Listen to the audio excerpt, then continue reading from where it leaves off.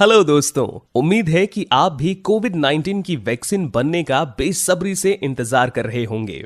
लेकिन क्या आप जानते हैं कि दुनिया भर में कितने प्रकार की वैक्सीन तैयार की जा रही है और कौन-कौन सी कंपनियां हमारे लिए वैक्सीन को जल्द से जल्द तैयार करने में जुटी हुई हैं?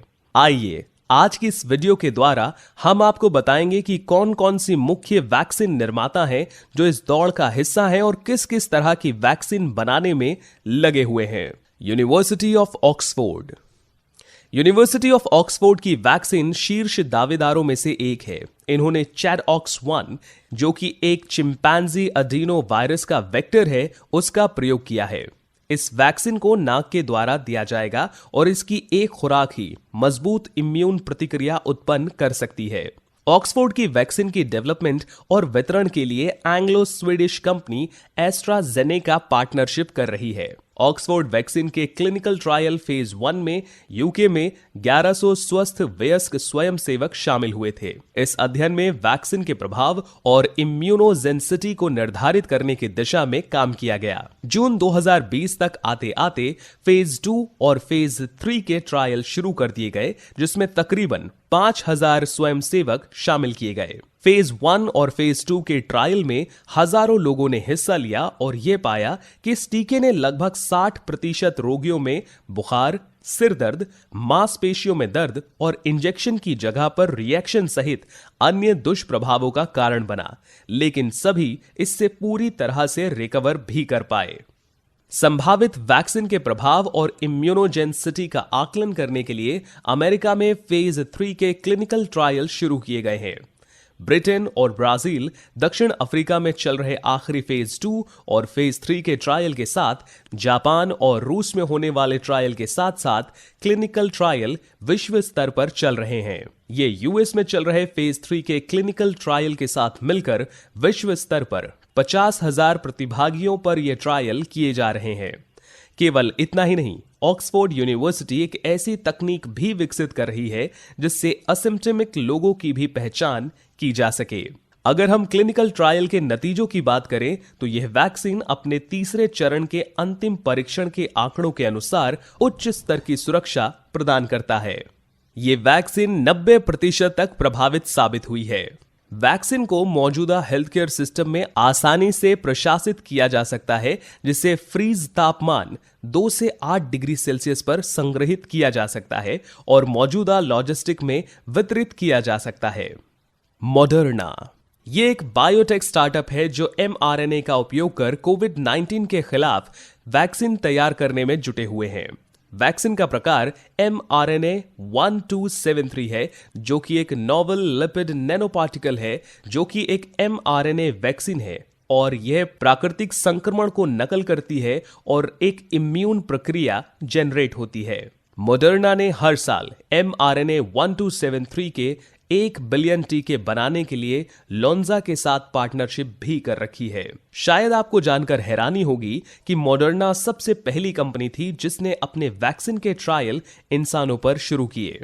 इन्होंने अपनी कोविड-19 वैक्सीन का पहला ट्रायल कैसर परमानेंटे वॉशिंगटन हेल्थ रिसर्च इंस्टीट्यूट में मार्च 2020 में ही शुरू कर दिया था। ये अमेरिका के सिएटल में स्थित है। यही नहीं, मॉडर्ना ने अपने फेज 1 का ट्रायल केवल 63 दिनों के अंदर ही पूरा कर लिया था, जिसमें कुल 45 स्वस्थ स्वयंसेवकों ने हिस्सा लिया, जिनकी उम्र 18 से 55 साल की थी। जुलाई के शुरू में 600 से भी अधिक प्रतिभागियों के साथ फेज 2 का अध्ययन शुरू किया गया। फेज 3 के प्लेसिबो नियंत्रित परीक्षण में अमेरिका के लगभग 30,000 प्रतिभागी शामिल होंगे। फेज 3 के अध्ययन की प्राथमिक प्रभाव का विश्लेषण सिम्प्टोमेटिक कोविड-19 रोग वाले प्रतिभागियों की संख्या के आधार पर ही विश्लेषण होगा। अगर हम क्लिनिकल ट्रायल के नतीजों की बात करें तो फेज 3 के पहले कुछ अंतरिम रिपोर्ट की बात करें तो मॉडर्ना वैक्सीन की एफिशिएंसी 94.5% तक दर्ज की गई है। इनोवियो फार्मास्यूटिकल्स एक अमेरिकी स्टार्टअप है जिसका मकसद है नए तरह की डीएनए मेडिसिन तैयार करना, जिससे कि दुनिया भर में गंभीर बीमारियों का इलाज हो सके। इनोवियो की वैक्सीन है INO-4800। ये एक डीएनए बेस्ड प्लाज्मिड कोविड-19 वैक्सीन है जिसमें इलेक्ट्रोपोरेशन का भी इस्तेमाल किया गया है। INO-4800 वैक्सीन के उत्पादन के लिए इनोवियो फार्मास्यूटिकल्स ने जर्मन रिचर्ड हेल्म बायोलॉजिक्स के साथ पार्टनरशिप की है। ट्रायल करवाने के लिए इनोवियो ने इंटरनेशनल वैक्सीन इंस्टीट्यूट और Korea national institute of health के साथ पार्टनरशिप कर रखी है। इनोवियो फार्मास्यूटिकल्स को अपने डीएनए वैक्सीन INO-4800 के डेवलपमेंट और ट्रायल के लिए अप्रूवल FDA द्वारा अप्रैल में ही मिल गया था।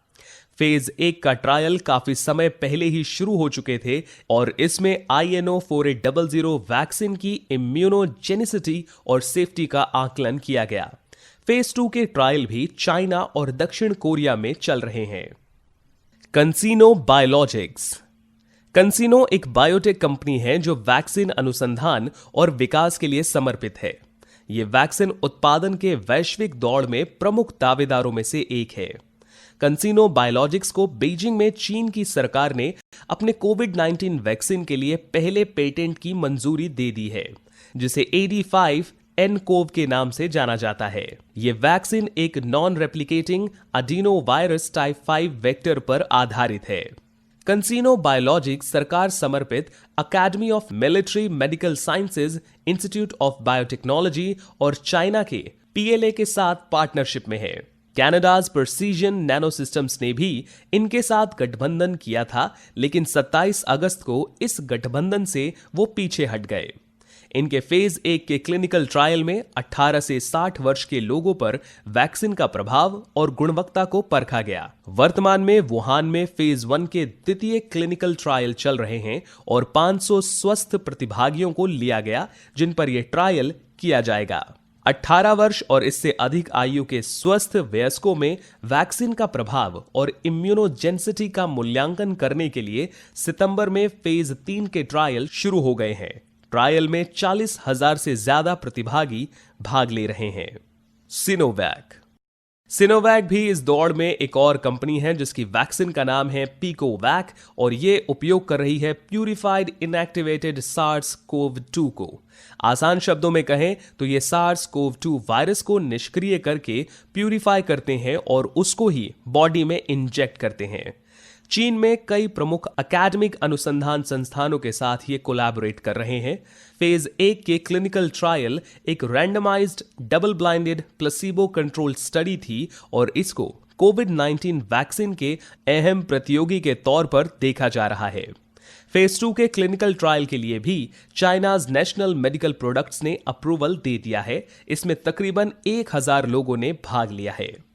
इतना ही नहीं, इस वैक्सीन के फेज 3 ट्रायल में तकरीबन 8,870 लोगों ने हिस्सा लिया है और यह वैक्सीन भी काफी हद तक कामयाब नजर आ रही है। बायोएनटेक। आपने शायद बायोएनटेक का नाम ना सुना हो, लेकिन फाइजर का नाम जरूर सुना होगा। इनकी वैक्सीन का नाम है BNT162, जो कि एक mRNA वैक्सीन है। बायोएनटेक और फाइजर तेजी से अपनी प्रोडक्शन कैपेसिटी को बढ़ा रहे हैं ताकि यह अपनी वैक्सीन की डिमांड को पूरा कर सकें। रिसर्च और डेवलपमेंट के लिए इन कंपनियों ने US बिग फार्मा के साथ टाई अप किया हुआ है। उधर चीन में बायोएनटेक फाइजर फोसान फार्मा के साथ टाई अप किया है ताकि BNT162 को डेवलप किया जा सके। सबसे हैरान करने वाली बात यह है कि फाइजर की वैक्सीन 4 अलग अलग तरह की है। इनमें से 3 में यूरिडाइन युक्त mRNA और न्यूक्लियोसाइड मॉडिफाइड mRNA है और चौथी में सेल्फ एम्प्लीफाइंग mRNA को लिया गया है। इस वैक्सीन के क्लिनिकल ट्रायल जर्मनी और US में जारी हैं। फेज 2 और फेज 3 के क्लिनिकल ट्रायल में तकरीबन 30,000 प्रतिभागियों ने हिस्सा लिया है। फेज 3 ट्रायल में BNT162b2 के काफी अच्छे नतीजे सामने आए हैं। इसकी एफिशिएंसी लगभग 95% है और कोई खास परेशानियां भी देखने को नहीं मिली हैं। फाइजर के अनुसार वो तकरीबन 5 करोड़ डोजेज 2021 की शुरुआत तक तैयार कर लेगा और 2021 में तकरीबन 1.3 बिलियन डोजेज तैयार करेगा। Wuhan institute of biological products. जी हां दोस्तों, वुहान ये वही जगह है जहां से सारी कथा शुरू हुई थी, लेकिन आजकल Wuhan institute of biological products में इस वायरस के खिलाफ वैक्सीन तैयार की जा रही है। इस वैक्सीन में इनएक्टिवेटेड SARS-CoV-2 का इस्तेमाल किया जा रहा है। Wuhan institute of biological products, जो कि चाइना नेशनल फार्मास्यूटिकल ग्रुप का हिस्सा है, और the Wuhan institute of virology, जो कि the Chinese academy of science का हिस्सा है, दोनों ही कोलैबोरेट कर रहे हैं इस वैक्सीन को डेवलप करने में। फेज 1 और फेज 2 के क्लिनिकल ट्रायल अभी भी चाइना में चालू हैं और इसमें वैक्सीन के हर पहलू को जांचा और परखा जा रहा था। फेज 3 के क्लिनिकल ट्रायल भी Bahrain international exhibition and convention centre में शुरू कर दिए गए हैं। इस ट्रायल को the national health regulatory authority से अप्रूवल मिल चुका है और इसमें 6000 से ज्यादा प्रतिभागियों ने हिस्सा लिया, जिनकी उम्र 18 वर्ष से ज्यादा है। नोवावैक्स ये एक और अमेरिकी कंपनी है और इसका हेडक्वार्टर भी यूएस में ही है। नोवावैक्स की वैक्सीन का नाम NVX-CoV2373 है, जो कि एक बेहद स्टेबल प्रीफ्यूजन प्रोटीन है जिसको नैनो पार्टिकल तकनीक से तैयार किया गया है।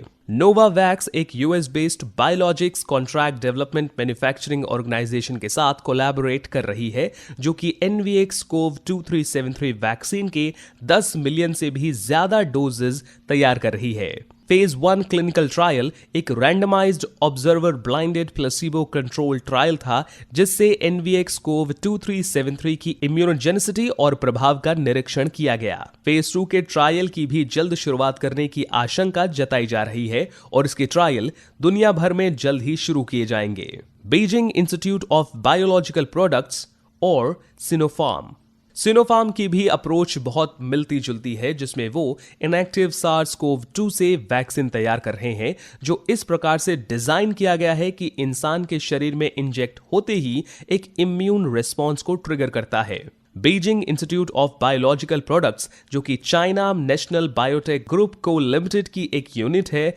वो China national biotech group company के साथ कोलैबोरेट कर रही है, जिसे सिनोफार्म के नाम से भी जाना जाता है। इस वैक्सीन के फेज 1 और फेज 2 के ट्रायल अभी जारी हैं और जल्द ही ये क्लिनिकल ट्रायल के फेज 3 भी शुरू कर देंगे। Chinese academy of medical sciences ये भी इनएक्टिवेटेड SARS-CoV-2 को वैक्सीन तैयार करने के लिए प्रयोग कर रहे हैं। Chinese academy of medical sciences vaccine तैयार करने के लिए इंस्टीट्यूट ऑफ मेडिकल बायोलॉजी के साथ पार्टनरशिप में काम कर रहे हैं। फेज 1 और फेज 2 के ट्रायल की वैक्सीन की इम्यूनोजेनिसिटी और प्रभाव का आकलन किया जा रहा है। यह भी देखा जा रहा है कि वैक्सीन को कौन सी डोज सबसे बेहतरीन रिजल्ट दे रही है। तो दोस्तों, ये थी वो 10 कंपनियां जो इस दौड़ में सबसे आगे चल रही हैं और हो सकता है कि जल्द ही आपको इनमें से किसी एक के दर्शन करने को भी मिले।